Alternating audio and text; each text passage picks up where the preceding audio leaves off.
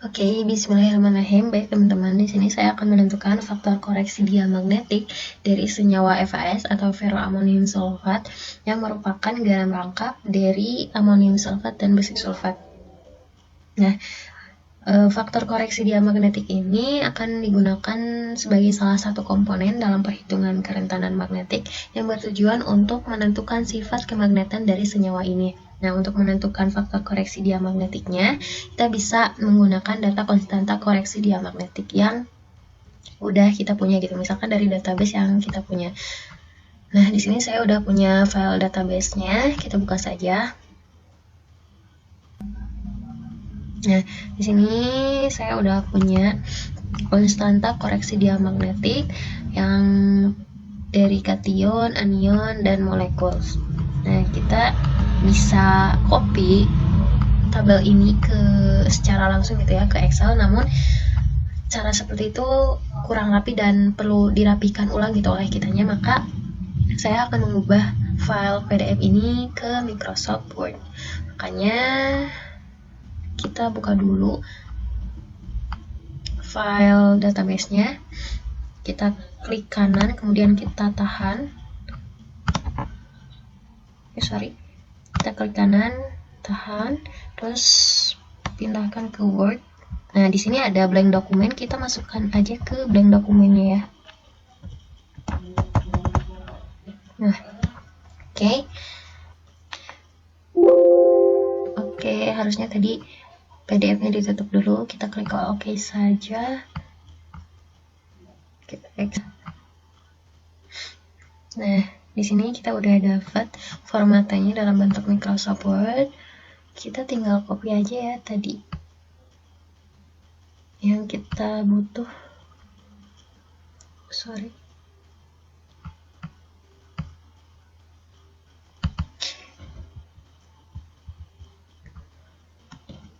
Nah, kita tinggal copy saja.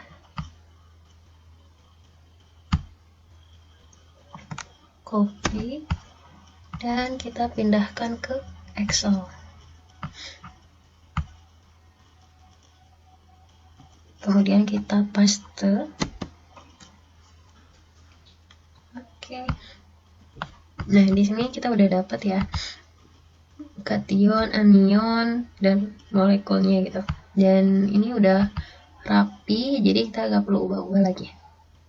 Nah, selanjutnya di sini kita akan membuat kalkulator koreksi diamagnetiknya atau kalkulator XD untuk memudahkan kita dalam menentukan faktor koreksi diamagnetik pada senyawa ini. Kalau misalkan nanti suatu saat nanti kita memerlukan untuk senyawa lainnya, jadi kita tinggal dengan mudahnya menggunakan kalkulator XD ini gitu. Jadi kita nggak perlu cari satu-satu data yang kita butuh gitu.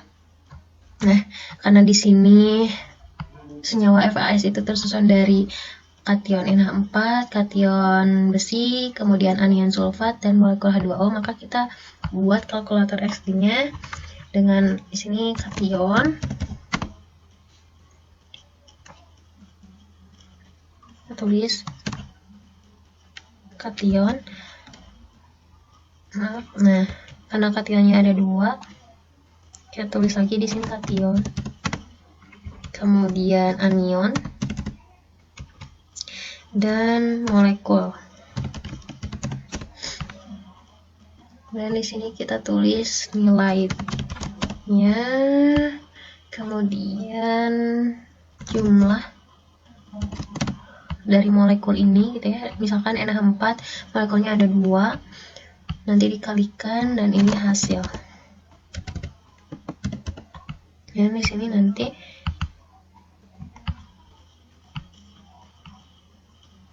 kita tulis jumlah dari keseluruhannya ya. Dan kita tulis di sini juga pakai ini kalkulator XD atau faktor koreksi magnetik ya. Kemudian kita kasih warna aja biar lebih jelas. Misalkan ini kita kasih warna.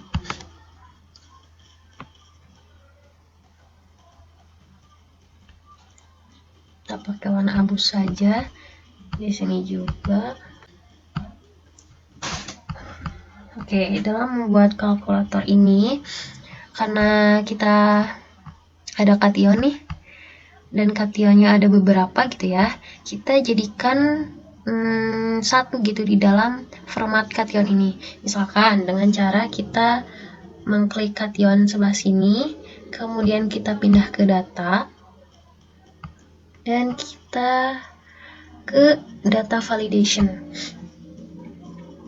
Nah, untuk allow-nya kita ubah menjadi list. Kemudian untuk source-nya kita masukin nama-nama kation pada kolom pertama. Kita blok semuanya. Kita tinggal klik OK. Selanjutnya kita lakukan hal yang sama. Kita tinggal data validation, ubah list, dan source-nya sama ya karena ini kation. Kita klik OK juga. Kemudian untuk onion, kita masukkan data onionnya nanti. List, source-nya kita masukkan nama-nama onion. Oke, tinggal OK. Kemudian untuk molekulnya, list, dan untuk source-nya. Oke, kita klik OK. Nah, selanjutnya kita tinggal masukin aja nilai-nilai dari kation yang udah kita masukin pada list ini ya. Nah, untuk menentukan nilainya, kita tinggal pakai rumus VLOOKUP dengan mengklik sama dengan, kemudian VLOOKUP. Kemudian kita ikutin aturan-aturan atau urutan pada rumus ini. Nah, untuk lookup value-nya kita klik kation, karena yang ingin kita tahu nilainya itu pada kation ini gitu ya. Kemudian untuk table array-nya, nah kita klik dulu titik koma sesuai dengan perintahnya. Untuk table array-nya kita masukin kolom kation dan kolom nilai kationnya. Kita blok. Kita titik koma lagi. Nah, untuk kolomnya kita, karena nilainya itu berada pada kolom kedua, kita tinggal klik dua aja. Kemudian titik koma lagi, kita klik false, dan kita klik 0, tutup kurung, enter. Nah, di sini didapatkan nilai NA karena di sini kita belum menentukan kation yang akan kita pengen tahu nilainya gitu. Misalkan kalau di sini dengan menggunakan rumus NH4, FAS kita pakai kation NH4 dulu gitu. Kan di sini kita pengen pilih NH4. Kita tinggal klik aja NH4. Nah, nanti akan keluar nilai NH4-nya itu sendiri. Terus kalau misalkan kita pengen MG, nanti keluar nilai MG-nya. Oke. Kita pilih aja NH4 ya, menyesuaikan dengan rumus. Selanjutnya untuk kation juga lakukan dengan hal yang sama.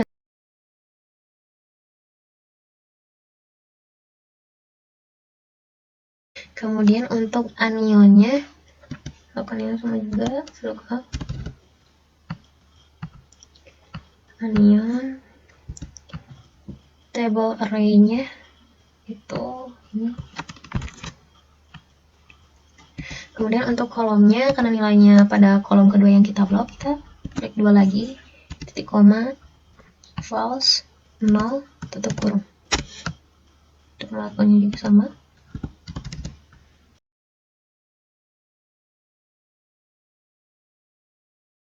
Nah, kita sesuaiin aja ya, langsung untuk kation yang keduanya itu FE. Kita masukkan nilai FE. Oh ya, di sini karena dia gak ada nilai FE, kita pakai core. Karena di dalam keterangan dari database tadi, bahwa nilai core-nya itu adalah electron of first row transition metal ion, artinya elektron inti ion logam transisi baris pertama. Nah, karena Fe itu adalah baris pertama pada logam transisi, maka kita masukin aja nilai core pada kation Fe ya. Masukin. Kemudian untuk anionnya itu sulfat. Kita pilih sulfat 4 2-. Kemudian untuk molekulnya itu H2O.